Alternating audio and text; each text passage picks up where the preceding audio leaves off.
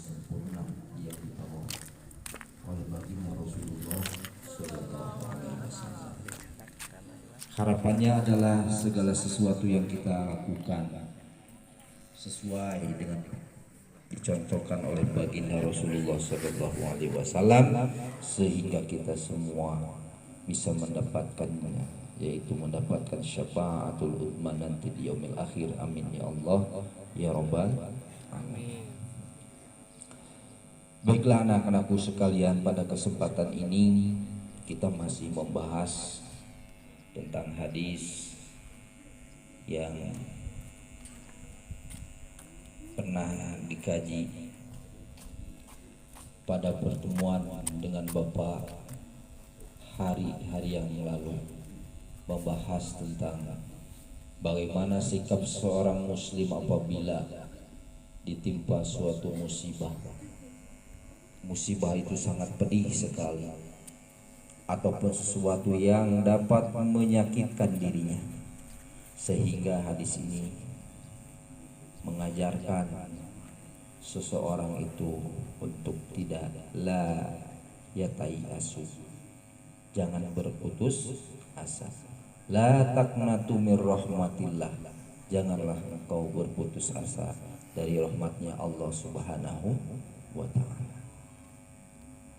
Karena kendati pun apa yang Allah berikan kepada kita itu adalah sifatnya ujian, baik itu yang berkenaan dengan sesuatu yang sangat menyakitkan kita, sangat menyayat hati, sangat sakit dirasakan, baik itu secara psikis maupun secara badani, baik itu secara mental maupun secara psikis, ataupun sesuatu yang diberikan oleh Allah Subhanahu wa ta'ala yang membuat kita senang, yang membuat kita bahagia, yang membuat kita gembira, itu juga merupakan salah satu ujian daripada Allah Subhanahu wa ta'ala.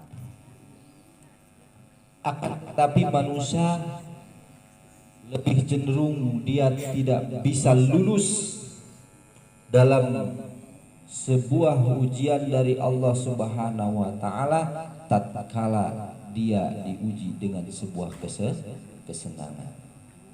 Ketika dia diberi kelebihan, maka dia tinggi hati. Tinggi hati itu adalah sombong, melupakan apa yang dia dapatkan. Tidak ada campur tangan Allah Subhanahu wa ta'ala, sehingga dia lupa. Seperti halnya pernah digambarkan dalam suatu kisah, yaitu kisahnya Raja Fir'aun. Akhirnya Fir'aun mengatakan, ana rabbukumul a'la, saya ini adalah Tuhan yang lebih tinggi, yang lebih mulia. Akhirnya Fir'aun ditenggelamkan di lautan. Karena apa? Karena kesombongan. Begitu juga dengan kita, apabila diberikan banyak hal, sesuatu yang membuat kita bahagia, yang membuat kita nikmat, lantas kita tidak berpikir bahwa itu merupakan salah satu pertolongan, pemberian dari Allah Subhanahu wa ta'ala, maka kita termasuk orang yang sombong. Maka pantas ketika Allah Subhanahu wa ta'ala, kul ya Muhammad hada min fadli rabbi, katakanlah wahai Muhammad, hada min fadli rabbi, ini adalah karunia dari Allah Subhanahu wa ta'ala. Karunia apa? Karunia segala sesuatu yang diberikan oleh Allah Subhanahu wa ta'ala. A'ashkur am akfur, apakah aku bersyukur atau justru aku kufur? Begitu. Nah, ujian yang kedua, ma asaba musibatin, ma asaba min musibatin, segala perkara, ma asaba min musibatin paminallah, Segala sesuatu yang menimpa kepada kita itu kehendak Allah. Ini ada yang kedua, ketika Allah menurunkan suatu musibah ataupun ujian dengan berupa penyakit ataupun sesuatu yang dapat menyakitkan dirinya, maka janganlah seseorang itu untuk berputus asa. Kalian diuji nggak? Kalian diuji nggak? Diuji mulai daripada tenaganya, kesiapan dan kesungguhannya. Diuji untuk bangun pagi supaya datang ke sekolah tidak kesiangan. Diuji fisiknya untuk bisa jalan ke sekolah apabila ya berjalan. Diuji hartanya untuk bisa dikeluarkan di jalan Allah melalui tolabul ilmi. Keluarkanlah itu ongkosnya untuk bayar angkot, keluarkanlah uangnya untuk beli bensin. Diuji. Kalau dipikir-pikir itu sangat nyakitnya, keluar uang bukan pemasukan, mengeluarkan uang, aduh sakit rasanya. Ada uang 20.000 buat angkot, 5.000 pulang lagi nanti 5.000, 10.000, tinggal 10.000 buat jajan, lamun tadi keluarga boga 20.000. Memang rasa-rasanya itu sangat merugikan kita. Tetapi ingat, di setiap ujian itu Allah akan memberikan sebuah tangga tempat di mana bagi orang yang bisa lulus pada ujian itu, maka dia akan berada pada tempat yang lebih tinggi. Sehingga pada akhirnya dalam hadis ini dikatakan, apabila sudah seseorang memang betul-betul dia diuji dengan sesuatu yang sangat sakit, maka dianjurkan dalam sebuah doa itu, Allahumma in kana ahya khairan. Andai kata seseorang itu ditimpa suatu musibah penyakit yang sangat menyakitkan. Dulu itu nabi kita, nabi siapa? Nabi Yunus alaihi. Nabi Yunus itu ditimpa suatu penyakit, betul? Ya, timpa suatu penyakit, sudah kemana-mana, sampai dengan ketika dia mau sholat itu di badannya ada yang namanya belatunya disimpan dulu, sholat dulu masukkan. Ya, Nabi Ayub ya, Nabi Ayub bukan Nabi Ayub alaihi itu diuji oleh Allah Subhanahu wa taala. Banyak sekali ujian-ujian yang Allah berikan. Tapi apabila ini seseorang betul-betul diuji oleh Allah Subhanahu wa taala, sehingga dari ujiannya itu lihat apakah dia bertambah iman, bertambah dekat kepada Allah Subhanahu wa taala, atau sebaliknya. Karena tidak jarang, tidak sedikit ketika seseorang diuji dengan suatu hal yang menyakitkan, keterpurukan, ketersudutan, itu terkadang timbullah rasa aral. Tahu aral? Tak sedikit. Alah, daripada seperti kieu mah sakit kami mending kene paeh, orang mah paeh. Nah, ada yang seperti itu. Banyak sekali. Alah, banyak sekali aturan sini sana sini, mending kene moal sakola gogorelan di tengah jalan. Moal sakola, embung sakola. Banyak sekali. Padahal ingat, segala sesuatu itu, segala ujian yang diberikan itu tidak lain dan tidak hanya adalah untuk satu, menguji kekuatan kita. Pernahkah kamu melihat suatu match? Match itu adalah suatu pertandingan, di mana di situ ada pertandingan, baik itu main bola, baik itu futsal ataupun dan lain sebagainya. Pasti di situ ada yang namanya uji coba. Nah, kita sinal wabtagu min fadlillah. Kita itu sedang mengejar karunia dari Allah. Fastabiqul khairat. Berlomba-lomba dalam hal kebaikan, maka pantaslah Dari setiap prosesnya, dari setiap perjalanannya itu banyak sekali luka-liku ujiannya. Kamu kalau ingin mendapatkan sesuatu yang KW-nya nomor satu, KW-nya kualitasnya nomor satu, yang sangat amazing, yang sangat luar biasa, pasti perjalanannya itu akan sangat luar biasa. Ketika Anda ingin mendapatkan nilai yang baik, pasti ikhtiar belajarnya itu akan sangat luar biasa. Nah, ketika Anda mendapatkan nilai 35, kursi tambah 0 40, itu tambah 0 70. Nah, itu sesuai dengan usaha Anda, baik itu jujur maupun tidak jujur. Ada satu kelas ketika diuji sama nilainya 70 semua, ternyata komandannya 70, semuanya 70. Nah, ingat, ujian itu banyak sekali aspeknya yang akan terkena pada diri kita. Ketika kamu diuji itu banyak sekali, karena pada dasarnya ujian itu melihat kadar diri Anda. Maka pantas kata ulama mengatakan halakam ru'un lam ya'rif qadrah. Celakalah seseorang lam ya'rif qadrah, yang belum tahu kadar dirinya. Kadar diri aku itu tidak bisa menjalankan ini, maka aku harus diuji, maka harus latihan. Bukan diam 1000 kata diam, maka Anda tidak akan pernah berhasil mencapai tujuan. Aduh, ini susah sekali nih soalnya. Aduh, ini susah sekali menjalankan ini. Bukan berarti diam. Orang sabar itu bukan diam, tetapi orang yang terus berinovasi, berusaha untuk bisa mencapai ataupun menyelesaikan permasalahan. Pak Wios abdi mah bade sabar di kelas 10 3 tahun abdi mah bade sabar Wios abdi mah sabar. Lain sabar eta mah. Lain sabar eta mah.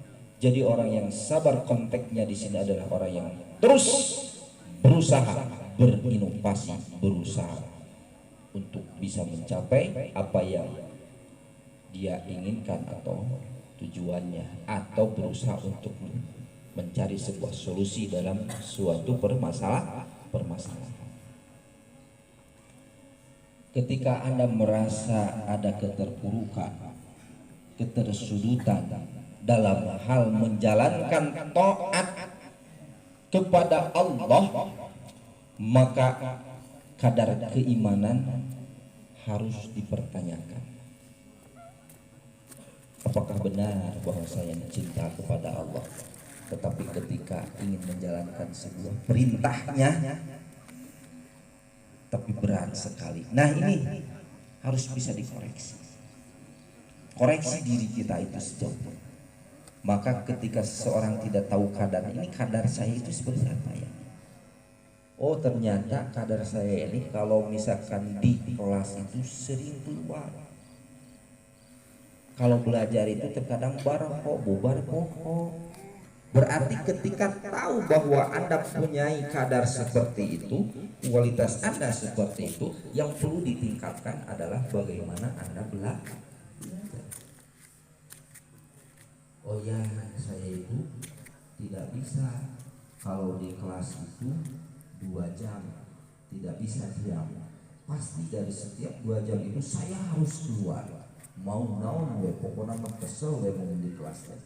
Ini menentukan bahwa oh ya, saya itu seperti itu.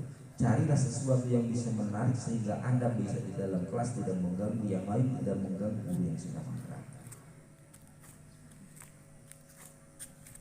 Karena kendati pun Anda yang sekarang bisa seperti ini, bisa duduk, bisa melihat, bisa bernapas, bisa ngobrol, bisa jajan, apapun kegiatan dan aktivitasnya, ini merupakan salah satu ujian dari Allah Subhanahu wa Ta'ala. Tadi konsepnya hadza min fadli Rabbi, ini adalah karunia dari Allah. Ini pemberian dari Allah. Ada dua yang ditawarkan. Liyabluwani, ini semuanya adalah untuk menguji. Ada dua. Iya, satu, aashkur am akfur. Apakah saya bersyukur atau saya mengkufuri dari apa yang telah diberikan. Nah, anak-anakku sekalian, tolong sekarang maksimalkan apa yang bisa Anda lakukan untuk hal yang lebih baik untuk diri Anda. Ketika Anda jatuh, perhatikan, ketika Anda jatuh, jangan harapkan Anda untuk bisa bangun menunggu seseorang untuk menolong Anda.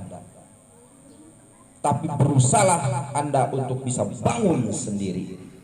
Karena selama Anda mengharapkan pertolongan orang lain, maka Anda tidak akan pernah dewasa untuk menghadapi permasalahan yang ada. Baik itu. Setiap persoalan dari setiap ujian, setiap examination, al-imtihan, setiap ujian yang nyata aja, baik itu PTS dan lain sebagainya, cobalah Anda jangan menunggu kabar burung dari teman Anda. Kerjakanlah, karena ujian itu sesungguhnya adalah untuk apa? Untuk belajar. Bukan belajar untuk ujian. Kalau belajar hanya untuk ujian, ya udah, belajarnya ketika ada ujian saja. Paham? Tapi kalau jadikan bahwa momentum ujian itu adalah untuk belajar, bukan hanya belajar untuk menggapai nilai akademik, tetapi belajar bagaimana nilai-nilai keimanan yang ada di diri Anda. Bagaimana nilai-nilai kejujuran dalam diri Anda. Bagaimana nilai-nilai amanah dalam diri Anda. Disitulah yang namanya bagaimana kita bisa menjadikan bahwa yang namanya ujian itu untuk belajar. Maka manusia ini adalah berproses, terus berproses. Di situ ada hisab, ada timbangan, ada alam. Rabbul Alamina, Allah yang merajai, yang meratui seluruh alam, termasuk alam kubur, alam bajrah, alam proses ke semuanya. Kalau manusia berproses, pasti di situ ada yang namanya hisab, timbangan. Artinya Allah sangat menghargai, sangat menilai proses Anda. Maka berproseslah dengan baik, maka berproseslah dengan mengedepankan nilai-nilai ibadah kita kepada Allah Subhanahu wa Ta'ala. Anda semuanya sama tujuannya ke SMK Salam, betul? Tapi proses perjalanan dari rumah ke SMK Salam itu berbeda-beda loh. Si A perjalanannya ke sini, minta doa kepada orang tuanya, minta ridhonya dengan bekal dan lain sebagainya, sampailah ke SMK. Si B beda lagi, si C prosesnya. Oleh karena itu, marilah kita bisa berproses sehingga kita bisa membentuk sebagai insan kamil, sebagai manusia yang lebih bermanfaat. Lihat prosesnya, lihat tanah. Hei, tanah itu kita injak tidak? Kita injak. Orang mohon maaf pipis BAB, dia akhirnya dia ke tanah. Ada binatang, kotoran dan sebagainya ke tanah. Tapi bagaimana ketika tanah ada di atas kita? Ketika tanah diuji, ketika tanah diproses, diaduk, dipilih, akhirnya dibakar sehingga menjadi itu. Naon itu? Kenteng di mana? Di luhur. Betul? Tidak diinjak lagi dia di atas. Ketika dia sudah ditempa, diproses dan lain sebagainya, diuji dengan dibakar dan lain sebagainya. Kita pun juga harus seperti itu. Kita walaupun memang dari tanah, kita itu dari tanah, tapi bagaimana manusia lebih bisa mulia daripada malaikat.